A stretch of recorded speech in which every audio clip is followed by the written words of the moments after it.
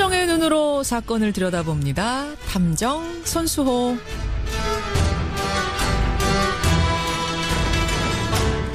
우리 사회에 관심을 모으고 있는 사건을 보다 자세히 들여다보는 시간이죠. 탐정 손수호. 오늘도 손수호 변호사 나오셨습니다. 어서 오세요. 네, 안녕하세요. 새해 첫 순서네요. 네, 그렇습니다. 복 많이 받으시고요. 감사합니다. 새해 소망 제가 패널들한테 다 여쭙고 있어요. 올해는 하루에 7시간 이상 자는 게 소원입니다. 아니, 몇 시간 주무세요, 지금? 그보다는 덜 자고 있기 때문에 그러시구나. 충분히 좀 수면을 취하는 게 목표이자 올해 희망이죠. 저 이런 소망은 처음 봤어요. 7시간 자는 게 소망이다. 네, 근데 할 수 있을 것 같습니다. 새 나라의 새 네. 어린이처럼 태어나는. 아니, 늦게 자고 늦게 일어나면 네. 꼭 좀 이루시기 바랍니다. 네, 워낙 노력하겠습니다. 바쁘세요. 워낙 바쁜 분이에요. 건강도 챙기시길 바라고. 오늘 새해 첫 시간 어떤 사건 가지고 오셨습니까? 네, 올해는 좀 이게 충격적인 사건, 분노가 일어나는 사건보다 좀 유쾌하고 신기하고 재미있는 사건을 다루고 싶습니다만 첫 사건부터 역시나 충격적인 사건입니다. 바로 고준희 양 사망 사건인데요. 그러니까요. 워낙 큰 화제라서 피해갈 수가 없어요. 오늘 그 시신 유기 현장에 대한 현장 검증한다면서요. 네, 오늘 오전입니다. 예. 완주, 군산 등지에서 현장 검증이 예정되어 있는데요. 그동안 준희 양의 친부가 입을 열어서 이제 안매장된 준희 양의 사체가 발견됐습니다. 예. 하지만 사망 시점, 원인, 학대 등의 다른 범죄가 있는지 등을 여전히 수사하고 있는데요. 계속 새로운 이야기 나오고 있습니다. 맞아요. 친부가 이 본인의 동거녀도 이제 사체 유기에 가담했다고 실토를 했고요. 예. 그리고 수사가 진행되면서 이들이 이제 준희 양 생전에 학대를 한 것이 아니냐라고 하는 정황이 조금씩 나오고 있습니다. 맞습니다. 사실은 이제 준희 양이 살아있을 가능성에 대해서 우리가 포기하지 않고 대대적인 수색도 하고 방송으로 찾기 캠페인도 하고 온 국민이 기도하지 않았습니까? 그랬기 때문에 사실은 지금 더 허탈해요. 그렇습니다. 많은 분들 기억하실 거예요. 경찰 또 소방관들 200명 이상이 아주 꽁꽁 얼어붙은 저수지 위에서 얼음 깨면서 혹시라도 저수지에 빠지지 않았을까 수색하던 장면이 있었는데요. 하지만 알고 보니까 이미 작년 4월에 사망했고 안매장됐습니다. 그렇죠. 실종이 아니었던 거죠. 예. 경찰도 속고 우리 모두가 속았습니다. 속았습니다. 이렇게 모두가 속아 넘어간 이유가 무엇이었는지 한번 살펴보려 합니다. 고준희 양 사건. 모두가 속고 모두가 헛수고를 할 수밖에 없었던 이유가 뭔가? 첫 번째 이유 뭡니까? 네, 첫 번째 너무 늦었습니다. 뭐가 너무 늦었어요? 신고가 늦은 거죠. 신고가. 네. 실종 신고가 너무 늦은 거죠. 이렇게 실종 신고가 늦었기 때문에 수사에 혼선이 발생됐고 차질이 생겼습니다. 예. 친부와 이 동거녀의 진술에 따르면요. 준희 양이 사망한 걸 확인하고 안매장한 게 작년 4월 26일이죠. 그렇죠. 그런데 실종 신고를 한 게 작년 12월 8일입니다. 한 7개월이 넘게 지난 거예요. 그렇습니다. 예. 경찰이 이렇게 사망 후에 7개월이나 지나서야 이 사실을 알게 됐고 수사에 나섰기 때문에 CCTV 영상, 없고 블랙박스 영상, 예. 목격자나 지인의 진술 확보 굉장히 어려움이 따랐죠. 그러니까 수사의 범인이 혼란을 준 겁니다. 그렇습니다. 의도적으로 혼란을 준 거죠. 예. 자신들의 범행, 좁게는 사체 유기죄, 좀 더 넓힌다면은 폭행죄나 학대죄까지도, 예. 아주 넓힌다면 살인죄 또는 학대치 사체까지도 아직도 가능성이 다 열려 있는 거니까요. 그렇습니다. 이런 자신들의 범행 사실을 감추기 위해서 거짓으로 실종 신고를 한 거죠. 예. 게다가 이 실종 신고하면서 이 준희 양이 발달 장애라고 신고를 해서 혼선이 가중됐습니다. 이 부분은 그러니까 진술이 좀 엇갈리고 있어요. 발당장애가 있었느냐 없었느냐 헷갈리고 있지만 네. 엇갈리고 있지만 어쨌든 이 아이가 집 나가서 집을 못 찾아올 정도의 발달장애를 앓고 있는 아이는 아니라는 거거든요. 지금 그렇습니다. 친모 쪽 주장을 들어보면. 네. 그런데 일단 발달 장애라고 신고를 했고 그 부분이 부각되면서 강조를 했어요. 정말 밖에 그냥 놀러 나갔다가 길 잃어서 못 들어온 거 아니냐, 실종된 거 아니냐라는 그런 가능성을 염두에 두고 그렇죠. 수사할 수밖에 없었던 것이죠. 가능한 거네. 집 잃는다는 게 이렇게요. 네, 그 외에도 수사에 혼선을 주기 위한 여러 가지 아주 나쁜 노력들이 확인됐죠. 12월 8일에 이제 지구대에 실종 신고하러 가서 예. 오열을 하고 실신까지 합니다. 그리고 신고 후에도요, 집 주변을 돌아다니면서 딸을 찾는 그런 그 연기를 하는데요. 특히 그 과정에서 예. CCTV를 의식하는 듯한 장면이 촬영되었고요. 이걸 본 많은 분들이 더욱더 분노를 했죠. 연극을 한 거예요. 연극을 치밀하게. 네. 그러다가 분위기가 확 바뀐 건 아파트 복도에서 혈흔이 발견되면서부터잖아요. 그렇습니다. 8개월이나 지난 혈흔을 경찰이 아주 다행스럽게 예. 발견합니다. 분석했더니 준희 양의 혈흔, 또 친부와 동거녀까지 이렇게 3명의 혈흔이었다고 결과가 나왔죠. 이게 아주 중요한 키포인트였죠. 그렇습니다. 이게 단순 실종이 아니라 뭔가 강력범죄와 연결되었을 가능성을 암시하는 것이기 때문인데요. 예. 또 하나 경찰의 성과가 있습니다. 바로 휴대전화 통화 내역 분석인데요. 작년 4월의 내역을 봤더니 이 친부와 또 동거녀의 모친이 휴대전화 그 둘의 휴대전화가 군산에서 거의 동시에 꺼졌습니다. 이거는 군산까지 함께 이동했다는 증거로 볼 수 있죠. 그렇죠. 그 이유가 뭐냐? 군산에 갔던 이유가 뭐냐? 왜 누구와 함께 갔냐? 뭐 이렇게. 네, 이렇게 추궁을 해서 결국은 사체를 유기했다라는 자백을 이끌어냈죠. 또 하나 결정적인 증거가요. 4월 이후에 준이 양의 모습이 보이지 않았다는 거. 그러니까 어린이집을 4월까지만 다녔다는 거를 저희 뉴스쇼에서 처음 공개가 됐어요. 네. 그 증언이.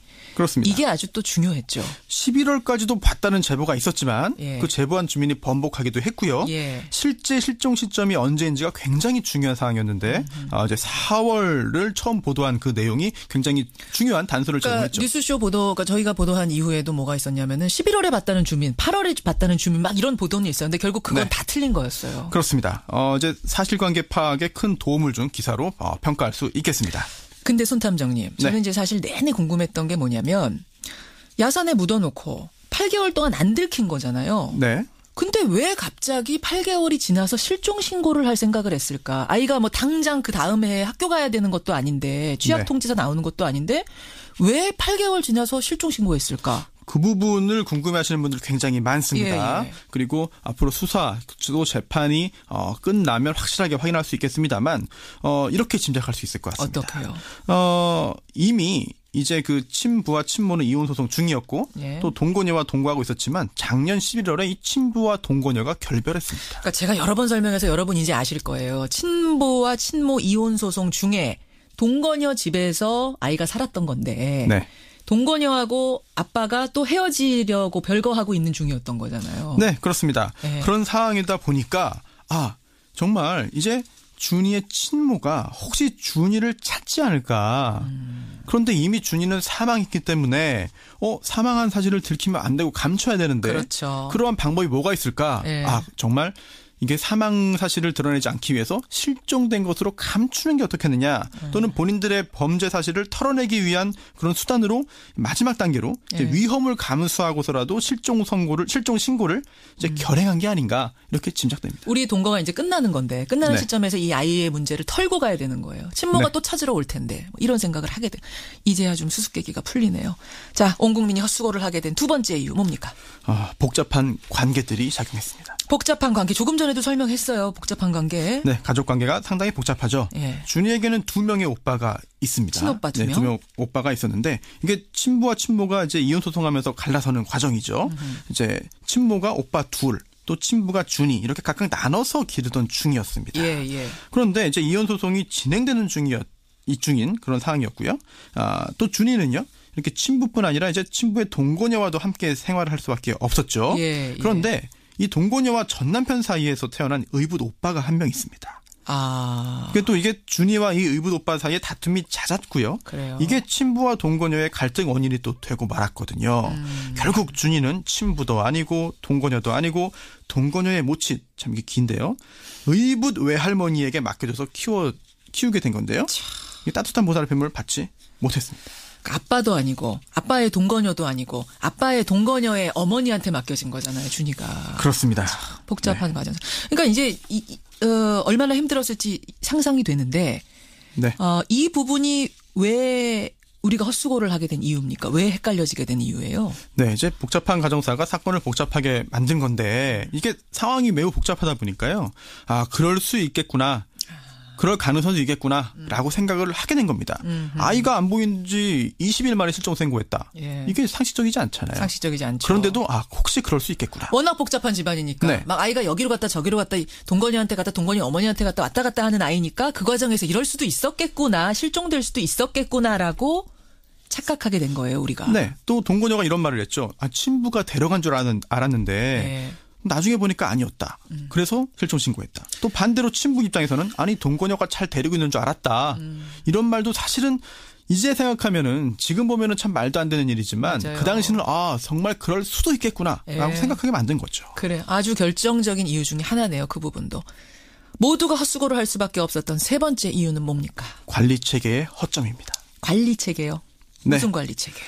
애초에 이제 실종 신고가 없었으면요. 아직까지 수사조차 시작되지 못했을 겁니다. 맞아요. 예. 네. 동거녀가 비록 거짓이지만 실종 신고를 하고 나서야 경찰이 이 사건을 확인할 수 있었고 예. 또 앞서 지적한 여러 문제점 때문에 빙빙빙 돌았지만 이제 조금씩 사건의 내막이 드러나는 중인데요. 만약에 이번에 비록 거짓이지만 실종 신고를 하지 않았다면 준이가 초등학교 입학할 때까지 이 사건이 아예 드러나지 않을 수도 있습니다. 이 준이가 2019년에 초등학교 입학 예정이었거든요. 그때 네. 취약 통지서 날아올 때까지 우리 몰랐을 뻔했어요. 네, 만약 그랬다면요. 그때 혈흔을 발견하고 휴대전화 통화 내역을 분석해서 추궁하고 자백을 받아낼 수 있었을까? 훨씬 더 어려운 일이었을 겁니다. 혈흔이 지금 8개월 정도 지났는데 남아 있었는데 희미하게 남아 1년이 더 지난다고 여러분 생각해 보세요. 과연 남아 있었을까? 네. 그 거짓 신고마저 없었으면 우리는 못 찾았을 거다. 네. 미성년 자녀는요. 부모가 친권자죠. 예, 네. 친권자는 보호 의무도 지지만 여러 가지 권리도 있습니다.